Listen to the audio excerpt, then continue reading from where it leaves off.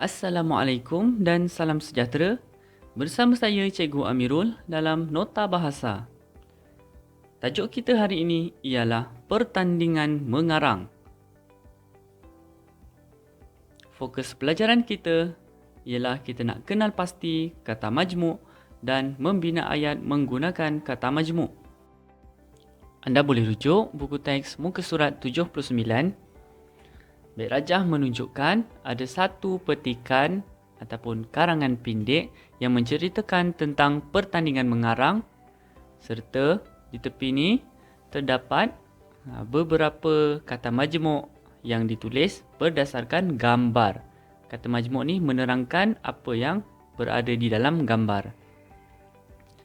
Baik, saya terangkan dulu apakah dia kata majmuk.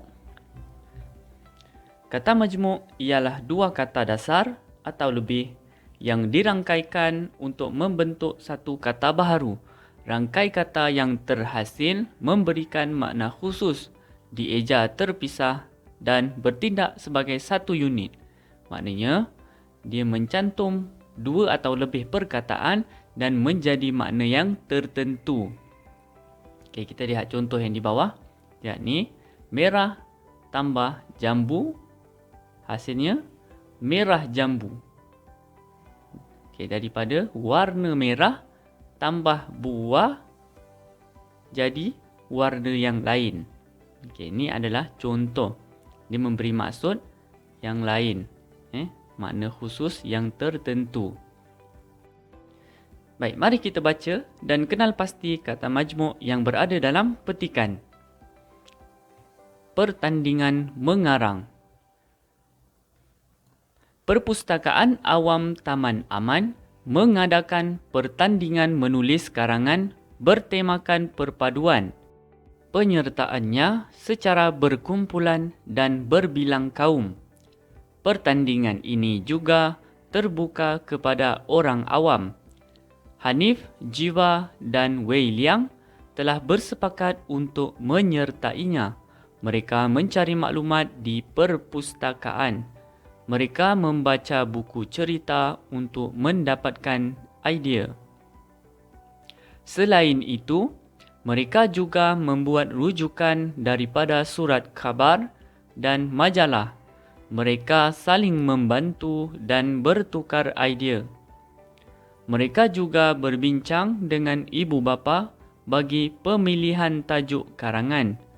Mereka bekerjasama dalam suasana yang harmoni. Baik, dalam karangan ni terdapat 4 kata majmuk yang berwarna merah. Baik, kita lihat satu persatu. Yang pertama, orang awam. Okay, di sini ada diterangkan orang manusia, awam maknanya umum, dan orang awam membawa maksud orang biasa.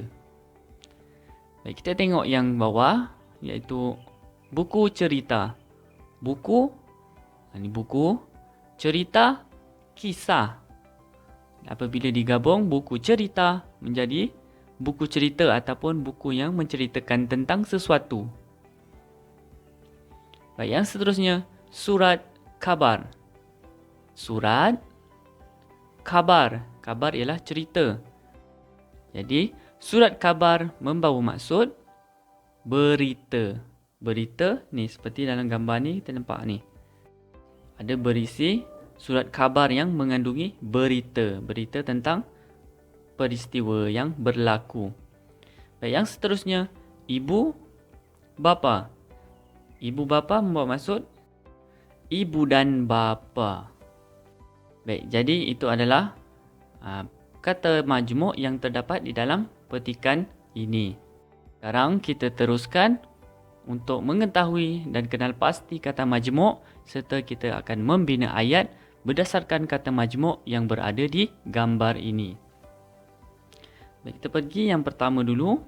Okay, ulang, kaji, ulang kaji. Ulang bermaksud ulang, kaji bermaksud selidik, ulang kaji bermaksud semak pelajaran. Manakala buah bermaksud buah, fikiran bermaksud minda, buah fikiran bermaksud idea. Kita tengok macam mana kita nak bina ayat dengan menggunakan kata majmuk ini.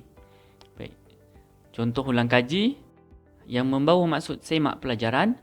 Contoh ayat, mereka selalu mengulang kaji pelajaran di perpustakaan. Jadi mengulang kaji pelajaran bermaksud dia menyemak semula pelajaran.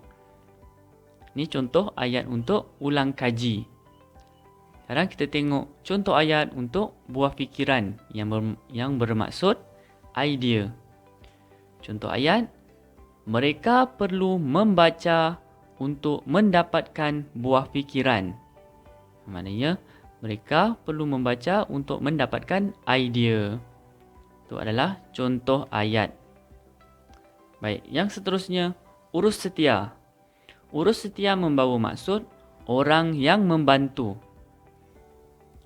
Manakala terima kasih membawa maksud ucapan penghargaan. Ucapan penghargaan. Baik, kedua-dua ni saya tinggalkan kosong pada ruang jawapan untuk membina ayat.